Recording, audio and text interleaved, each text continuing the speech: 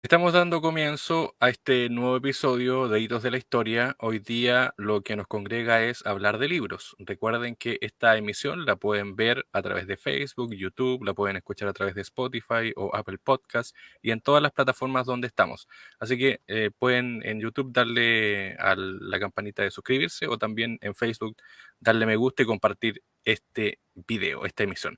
Hoy día lo que nos convoca es hablar de libro, en este caso este que está aquí, Sokimich, que es el negocio del litio y el financiamiento regular de la política 1968-2017. El autor está junto a nosotros, Alejandro Carrasco. El libro es de LOM Ediciones. Alejandro Carrasco es licenciado en Historia de la Universidad Academia de Humanismo Cristiano y magíster en Historia de la Universidad de Santiago de Chile, y hoy nos acompaña para hablar de su libro. ¿Cómo estás, Alejandro? Bienvenido. Hola, ¿cómo estás? Bien, muy bien. Y bueno, saludar a todos los que nos están escuchando, los que nos van a escuchar cuando ya el capítulo esté al aire. Un gusto estar Así es, acá en pues. el programa. Bueno, gracias a ti por participar y gracias también por el libro que está ahí, Sokimich, con esta historia. Antes de ir de lleno al contenido del libro, me gustaría saber cómo llegas tú a escribir este libro y cómo te interesas también en esta empresa tan bullada en los últimos años, pero que tiene una larga trayectoria. Sí, bueno, el acercamiento al libro tiene que ver con la formación de pregrado, donde yo realicé mi tesis a propósito de la industria minera y las implicancias que tenía el complejo minero Los Pelambres en el Valle del Choapa. Entonces me fui encontrando obviamente con lecturas que ya hacían una relación directa entre la forma en la cual, digamos, se produce la riqueza en Chile y una de las formas, digamos, preponderantes es precisamente el extractivismo. Y entonces de ahí fue como ligando esta idea de empresas, extractivismo, comunidades, y cómo esa triada, digamos, un factor esencial para poder concebir el Chile actual. Entonces, por eso es que hay un poco en esta lógica de recursos naturales, recursos estratégicos, fui acercándome al litio, que quizás nos vamos a profundizar después, de por qué es un recurso estratégico, por tanto entender cuáles son las empresas que están detrás de la administración de este recurso. Y bueno, Sokimich hizo lo suyo y en 2015 apareció con este caso tan bullado del financiamiento irregular de la política. Entonces como que se dio todo para poder decir, bueno, acá hay un tema que articula estas dos dimensiones, ¿no? Empresario, riqueza y por otro lado recursos naturales y extractivismo. Ese fue el acercamiento. Claro, hoy día la gente relaciona directamente a Sokimich con Julio Ponce Lerú, que es esta figura, ¿no es cierto?, del que vamos a hablar más adelante. Pero en algún momento Sokimich fue una empresa estatal. ¿Cómo nace Sokimich? ¿De dónde viene? ¿Cuáles son los orígenes de esta empresa? Lo que pasa es que para entender el origen de Sokimich hay que entender en términos muy sintéticos, que hay dos intentos previos de poder, digamos, participar en la industria del salitre, a propósito después del descubrimiento del salitre sintético por los alemanes, etcétera. Hay una serie de crisis en torno a la industria del salitre. Y tanto la Covenza como la COSACH, que son dos empresas estatales, fueron dos intentos de, digamos, rehabilitar o reimpulsar esta industria que estaba alicaída. Y Sokimich surge desde digamos, de esas intenciones de lograr sortear estas crisis. El nombre Sokimich como, digamos, como el nombre tal, ya da cuenta en los años 80 cuando se privatiza y orienta casi su total actividad al tema del litio, pero proviene desde ahí la actividad de Sokimich. Ese es como el origen, digamos, un intento de revitalizar la industria a la caída del salitre, posterior a la crisis de los 20, digamos. Ahí es donde surge un poco la sociedad química y minera, que después, ya en los 80, cuando encuentra este nicho, digamos, de riqueza que es el litio, es donde, digamos, se convierte en una empresa importante. En los 70, 80 todavía no lo era. Y a propósito de eso, hasta antes de la privatización, ¿cuál era como el rubro que tenía? Porque ellos, de hecho, siguen extrayendo salitre, si no me equivoco, tienen también temas relacionados con eso, ¿no? Sí, el rubro preferencial era la producción de nitrato, básicamente. Nitrato y químico asociado digamos, a los procesos eh, ¿cómo se llama esto? Como eh, potenciar cierta actividad agrícola, ganadera, etcétera, no solamente acá en Chile, sino que exportando ese producto. Eso es al menos, bueno, sigue siendo una parte importante de Sokimich, pero al menos hasta los principios de los 80 era casi la totalidad. O sea, hasta que se empieza a producir las primeras, digamos, producciones de litio, que finales de los 80, principios de los 90, los nitratos eran lo fundamental y lo trascendental de esta empresa. es recién en la década de los 90 cuando el litio empieza a hacerse parte importante, y digamos de manera gradual, a principios de los 90, y ya viene entrando los 2000, principios de los 2000, este litio ya comienza a ser un factor preponderante dentro de la, digamos, con el porcentaje de extracción de litio o extracción de recursos que extrae Sokimich y que venda a los productores internacionales, ¿no? Estamos conversando con Alejandro Carrasco, autor de este libro. Ahí está, Sokimich, el negocio del litio y el financiamiento regular de la política. Tú cuentas en el libro una anécdota que tiene que ver justamente con la llegada de Julio Ponce Lerú, que era, por así decirlo, no era solamente el yerno de General Pinochet, sino que él tenía relación ahí con algunas empresas estatales. De hecho, tú lo dices que en un almuerzo, algo así como que hubo una conversación entre él y su suegro, en este caso, el General Pinochet, donde el general Pinochet pretendía cerrar alguna empresa, liquidar alguna empresa. Y es Julio Ponce Lerú finalmente quien lo orienta hacia una privatización de Soquimicho, ¿no? Claro, bueno, esa conversación se da cuando Ponce Lerú estaba en el Caribe, trabajando en otras empresas forestales, bueno, y el punto que tú hablas es súper clave para poder entender el proceso de privatización de Soquimich. O sea, Ponce Lerú no es Chicago Boys, digamos, pero sí está muy alineado digamos, con la ideología que plantean estos economistas que vienen como a impulsar que digamos, este golpe de Estado, esta revolución industrial, o sea, esta revolución capitalista se oriente hacia los paradigmas del neoliberalismo. Porque hay pugnas, de hecho, en la dictadura de ciertos sectores militares que dicen no, no hay que vender toda la empresa, otros que dicen que sí. Y en esa pugna, Pinochet obviamente conversa con gente cercana, conversa con gente de confianza, y uno de los, digamos, personeros clave en esta conversación es Ponce Lerú. Y Ponce Lerú se le ofrece un puesto en la Corfo y de hecho es, bueno, uno de los puntos claves para poder entender el proceso de privatización de Sokimich. Entre 1974 y el 83, Ponce Lerú fue director ejecutivo de la CONAF, de la celulosa Arauco, de Inforsa, fue presidente de la celulosa Constitución, fue delegado gubernamental del SAC, presidente del complejo forestal y madero Pagnipulli y de la azucarera Llanza, fue gerente general de la Corfo, director de NAMI, ENAP, vicepresidente de Endesa y presidente de CTC y de Sokimich. O sea, digamos, Ponce Lerú Estuvo prácticamente en todas las empresas. en ese periodo estuvo en toda la empresa y aparte que era un periodo súper importante, o sea, del 74 al 83 es un proceso, digamos, de la primera ola privatizadora y del 86 hacia adelante comienza la segunda ola privatizadora cuando la dictadura comprende que ya no va a poder seguir en el poder, que de cierta forma va a tener que delegar esto y bueno, ahí aparece el tema del plebiscito, etcétera. Entonces hay una segunda ola privatizadora del 86 al 89 que es mucho más profunda y donde obviamente ya ocupando todos estos puestos, Ponce Lerú comprendía dónde estaba el negocio, o sea, dónde estaban la grande riqueza. Y por eso es que apuntó a Sokimich, porque ya existían estudios de los 60, 70 que decían que el litio iba a ser un mineral clave no solo para el tema de la minería, o sea, no solo para el tema de la batería, etcétera, sino que para el tema de la transición energética. Entonces Sokimich, conociendo todo este negocio, participando y teniendo obviamente capacidad decisional dentro de esta empresa, es que fija a Sokimich como un objetivo clave y hace todo lo posible para que esta empresa se privatice. O sea, ese es Y como el movimiento. sí, me faltó algo que yo creo que es súper importante entender. ¿Cómo llega él a ser, a estar en todas estas empresas? ¿Es solamente porque era el yerno de o porque él tuvo algún trabajo anterior? ¿Cómo es la primera, el primera pronto, la primera proyección que él tiene en estos puestos? ¿Por qué llega a ser tan poderoso? ¿Era solamente porque era yerno del general Pinochet o tenía otras características? No, exactamente es porque era lleno del general Pinochet. Obviamente él tenía una formación universitaria, pero digamos no tenía el trajín político institucional que le permitiera ser parte de la dirección de esas instituciones, que en estricto rigor eran las pocas organizaciones que quedaban todavía en manos del Estado, porque ya el 83, 86 muchas se privatizaron y Ponce Lerú también es uno de los pocos, digamos, nuevos ricos que están asociados no a los digamos, a la familia histórica, sino que a ricos que surgieron a propósito de ser parte de estas burocracias estatales. Otro ejemplo clásico es Jurassic, por ejemplo, a propósito del negocio de la electricidad, y de Andraca, que es de Acerocap. O sea, y Ponce Lerú también, o sea, no es el gran millonario, nunca fue gran millonario Ponce Lerú, pero sí ocupar esta posición a propósito de ser yerno de Pinochet le permitió construir la riqueza. Por eso nosotros en el libro decimos que este es como el primer hito clave, como el primer movimiento que hace Ponce Lerú para poder ser parte de Sokimich y después, bueno, construir lo que fue construyendo en torno a la riqueza y al poder.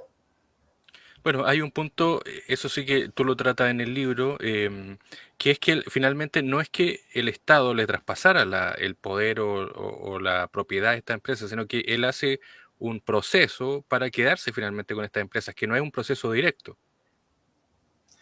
Claro, es lo que se conoce como lo que se conoció como las cascadas, ¿no? Y es un poco complejo explicar esta parte, pero digamos que básicamente las cascadas son sociedades o empresas de papel que a su vez son las principales accionistas de la empresa.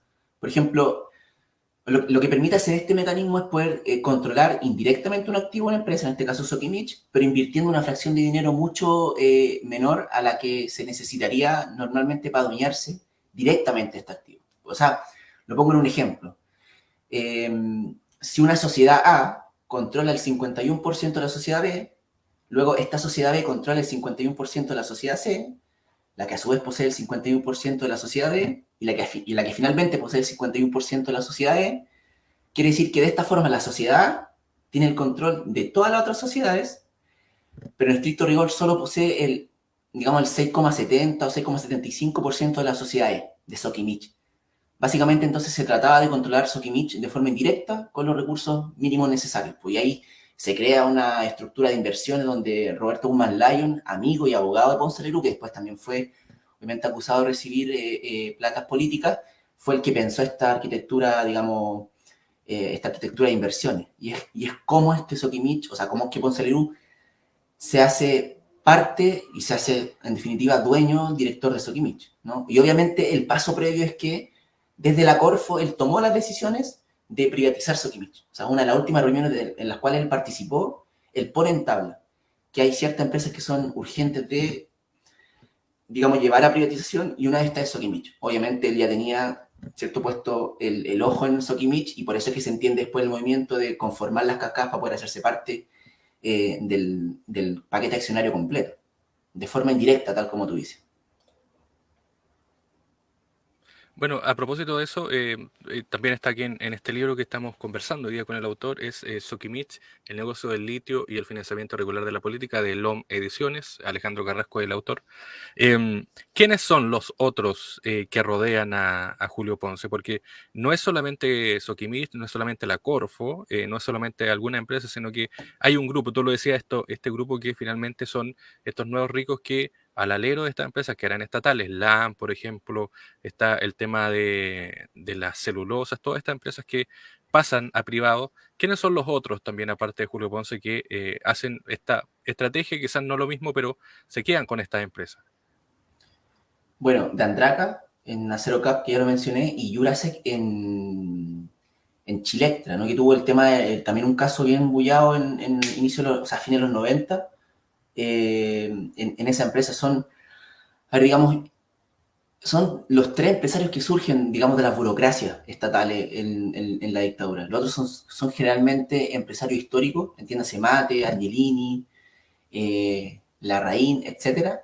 Pero si nos acercamos como al núcleo más duro de Ponce Lerú, obviamente Patricio Contese es un personaje clave dentro de la historia de Ponce Lerú.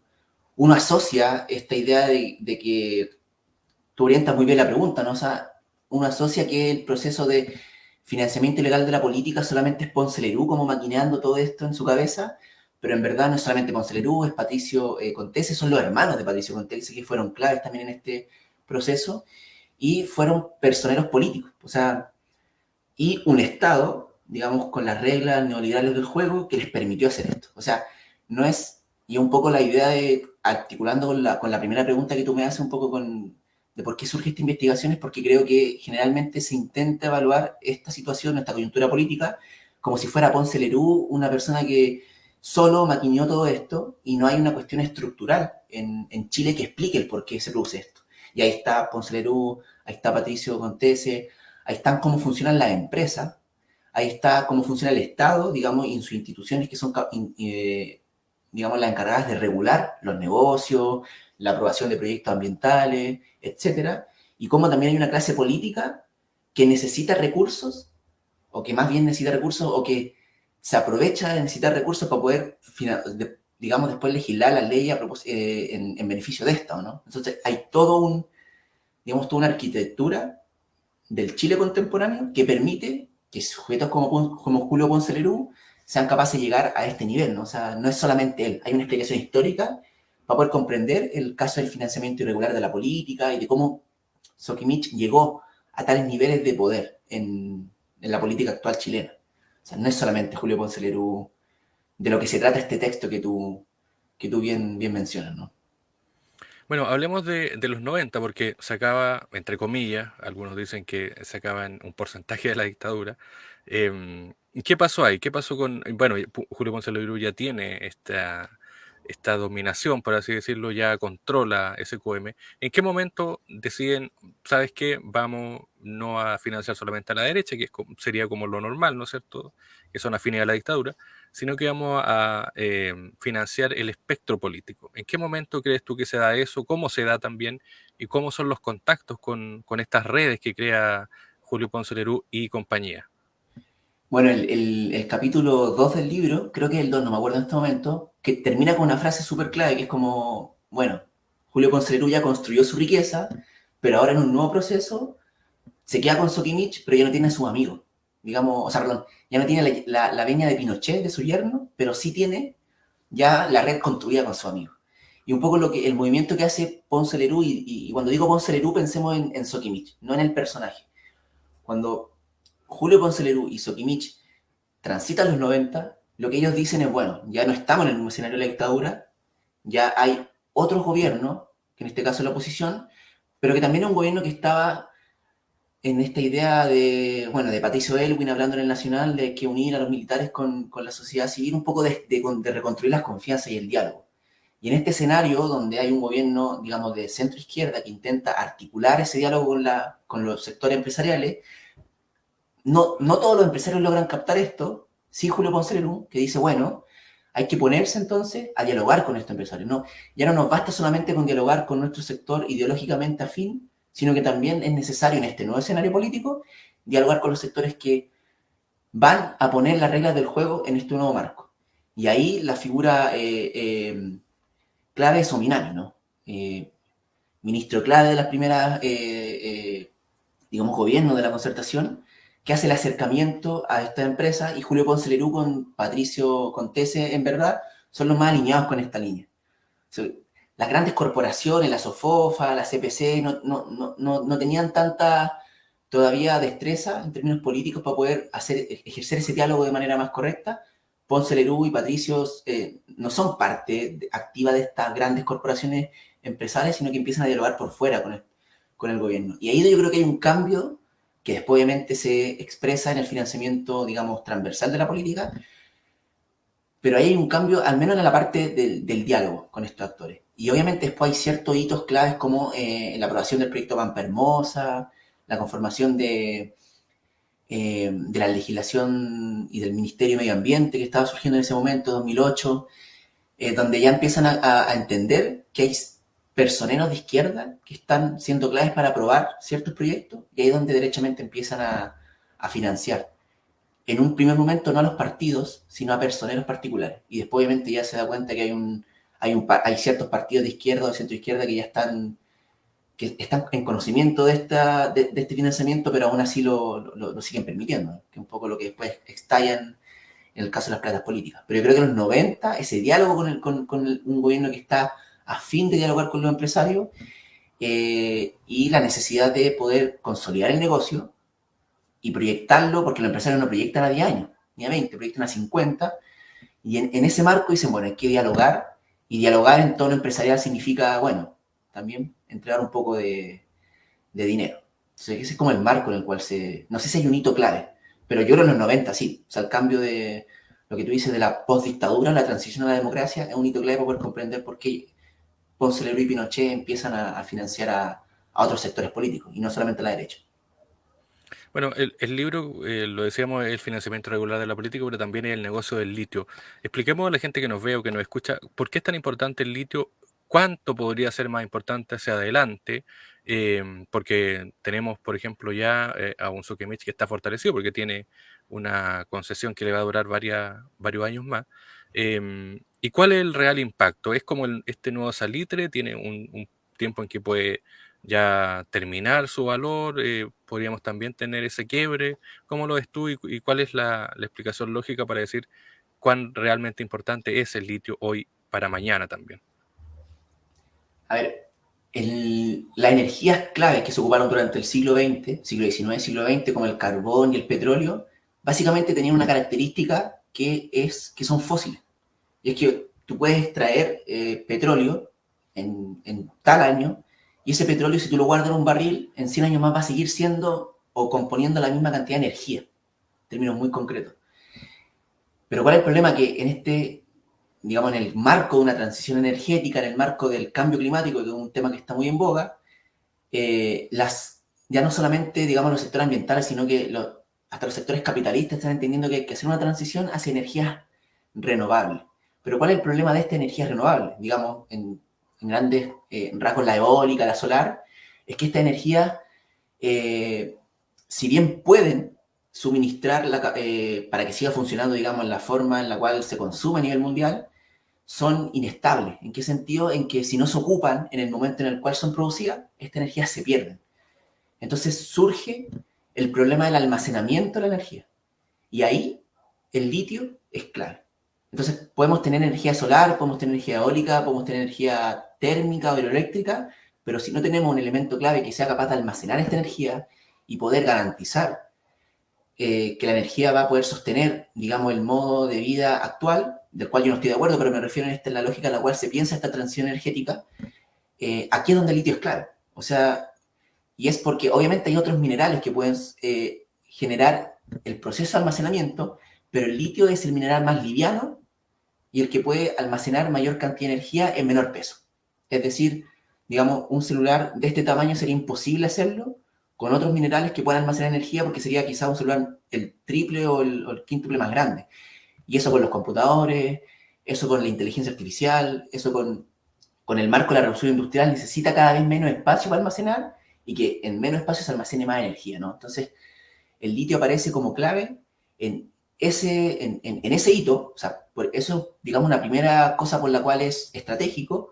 Otra cosa por la cual es estratégico es porque está asociado a lo que se llama como el petróleo del siglo XXI, el oro blanco, y tiene que ver con que, si bien el litio está distribuido en varios países en el mundo, no está distribuido de igual forma, ¿no? O sea, el litio que compone el triángulo de litio Chile, Bolivia y Argentina corresponde a algo así como el 53% de las reservas de litio mundial. Entonces, 3 países guardan el 53% de litio mundial. Y no solo eso, sino que este 53% de litio, 54%, es extraído de salmuera. ¿Eso qué quiere decir? Que es un litio económicamente mucho más fácil de extraer y de mucha mejor calidad. O sea, de concentración y unas leyes mucho más altas. Que por ejemplo el litio que se extrae en Australia. Australia es el mayor productor del mundo en litio actualmente, pero el litio de Australia se extrae de roca. ¿Y eso qué quiere decir? Que económicamente es mucho menos viable y digamos ambientalmente menos sustentable. O sea, hay una cantidad de relaves que se produce a propósito de eso que lo hace menos viable. Y de hecho hace poco se descubrió un yacimiento de litio en Estados Unidos que efectivamente es gigante, pero es de roca de arcilla, que es de de las formas en las cuales se extrae el litio. Entonces, no solo es estratégico porque permite una transición energética, que después podemos criticar de por qué hay problemas con ella, sino que también el litio está desigualmente distribuido y su calidad es distinta en cada uno de los países. Es decir, podría perfectamente en estos países que conforman el triángulo del litio agudizar las conflictividades. O sea, hace poco la general del Comando Sur de Estados Unidos, Laura Richardson, dijo literalmente que América Latina era el patio trasero de Estados Unidos y que el litio era un mineral importante por el cual Estados Unidos tenía que luchar, porque estaba China también luchando por este mineral. O sea, eso lo dicen explícitamente. Uno imaginará que podrán decir o que se podrán guardar, digamos, no explícitamente, ¿no? Entonces, es un poco lo que explica el carácter estratégico, su funcionamiento y también la capacidad de agudizar conflictividades a nivel latinoamericano. Y eso es un poco lo más importante y lo más urgente en este momento. Bueno, y de hecho tú lo decías, tenemos ya metido a los chinos, que ellos de hecho no controlan, es decir, no van a comprar, sino que están controlando empresas, están metiendo acciones en empresas, y estos días estuvo también la secretaria del Tesoro de Estados Unidos en Chile, justamente le preguntaron a qué vino, bueno, a ver el negocio del litio, es decir, tenemos ya, parece, no solo compradores asegurados, sino que hay gente que quiere controlar el negocio.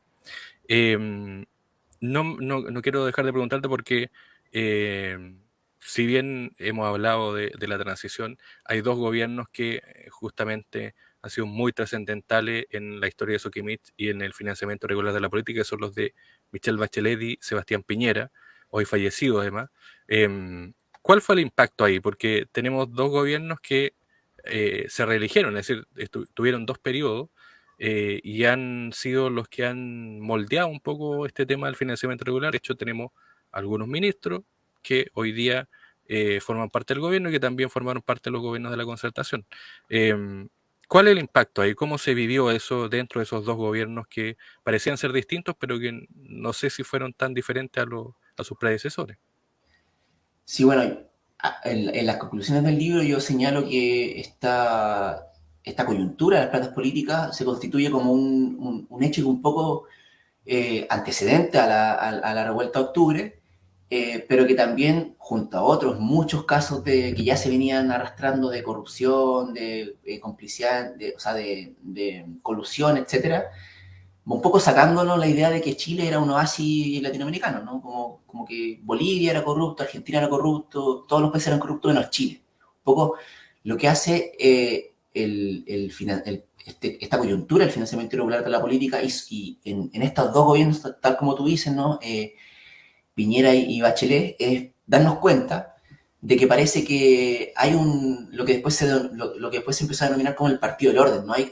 Parece que pelean en el Congreso, ¿no? La UDI con el PS, con el PPD, con la DC, pero parece que a la hora de que existan amenazas externas se entienden como una misma clase, ¿no? Como un mismo grupo identitario. Y hay un indicio clave fue, bueno, en el caso de la coyuntura, obviamente no va a haber tiempo para hablar de todo eso, pero creo que hay dos cosas que son claves lo que pasa.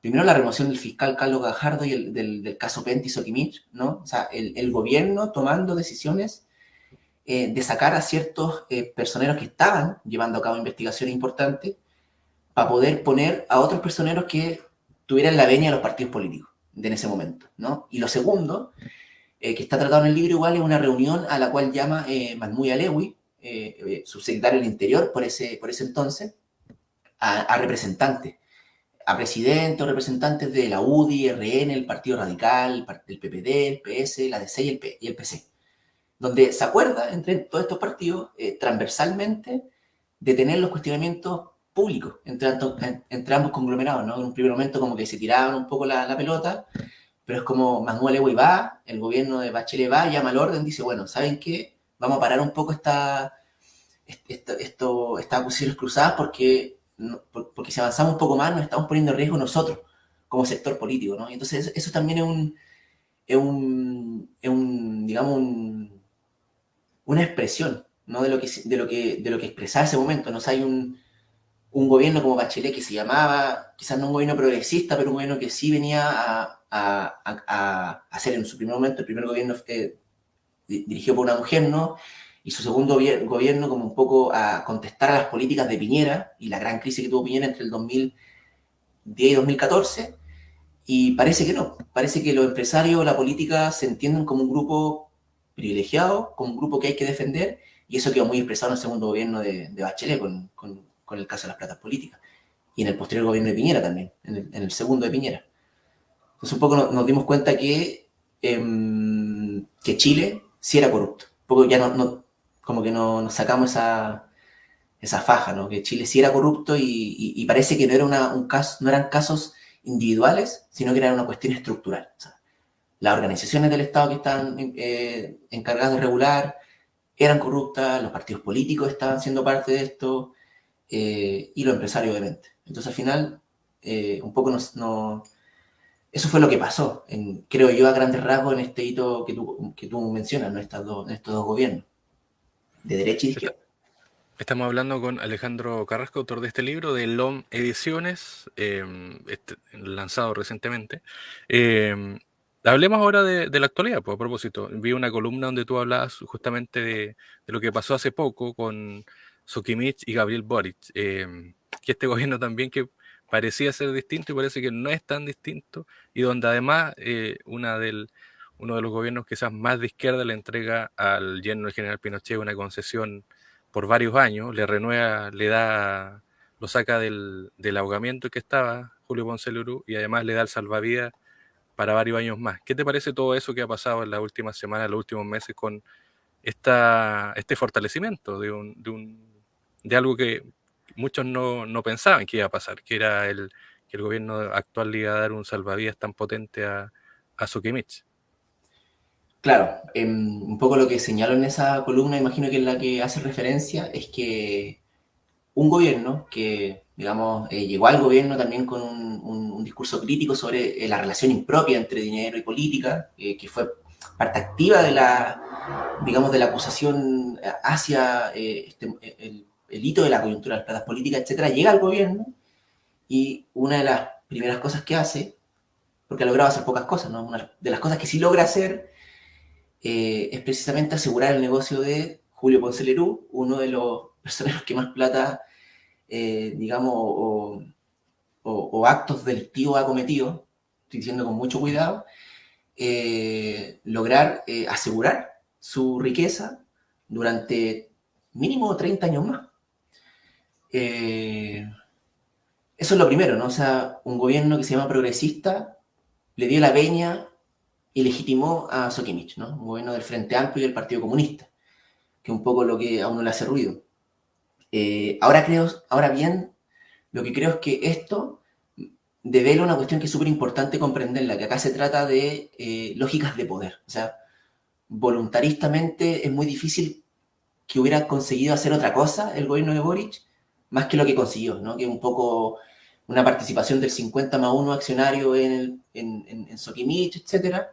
O sea, en esta sociedad que va a hacer con Sokimich en el negocio del litio, y después posteriormente una participación un poco mayor, ¿no? Creo que no estaban las condiciones para lograr algo más, en el sentido, no en el sentido de que sí se podía, sino en el sentido de que en términos como concretos no existía poder para hacer eso. O sea, hay un gobierno que ya venía una crisis el primer año de gobierno, con el tema de las fundaciones, con el tema de la derrota en el plebiscito, o sea, yo creo que ahí el gobierno casi que se acabó ya, o sea, derrotaron su retórica política.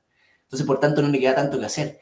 Y organizaciones sociales que obviamente fueron parte activa del el llamado a este proceso y a Boric, se repliegan. Boric queda sin ningún apoyo en las calles. Por tanto, también hay una lógica de que es imposible que haya pasado otra cosa que no sea esto. Y porque, tú un poco lo mencionas, también hay fuerzas externas que están empujando por esto. Y no es, o sea, esto se juega acá en Chile. Codelco, Sokimich, el gobierno de Boric, uno podría decir que aquí están los actores, pero los actores son Estados Unidos y China. O sea, las dos mayores potencias a nivel mundial, peleando por el recurso que, como ya hemos comentado, es clave para poder comprender el desarrollo del capitalismo en los próximos 200 años. Entonces, eso se juega digamos, en esta coyuntura. Por eso creo que es una crítica, sí, decir que legitiman este proceso, pero yo creo que es una lección también para los sectores progresistas que quieren llegar al poder y no al gobierno solamente, que si quieren destrabar estos procesos que son históricos, ¿no? De apropiación indebida de los recursos naturales, para poder destrabar y poder, digamos, reconfigurar esta forma en la cual se construye la riqueza en Chile y la apropiación de la propiedad, eh, hace falta mucho más que una coalición que solamente gobierne, ¿no?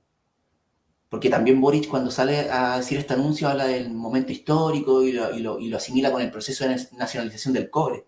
Y uno dice, bueno, ese proceso está en una coyuntura completamente distinta, donde hay sectores masivos movilizándose atrás de un proyecto, sectores que están de acuerdo y sectores que no están tan de acuerdo, pero aún así están detrás, porque hay una estrategia a largo plazo. Pero uno no sabe cuál es la estrategia de este gobierno. Y un poco uno no sabe si es ecologista, después no es ecologista, nos dicen que va a cuidar los salarios, pero no sabemos cuáles salarios. Entonces, como que no hay pertenencia sobre este gobierno, creo yo, de algunos sectores sociales, lo que permite que el gobierno tenga fuerza para poder sostener.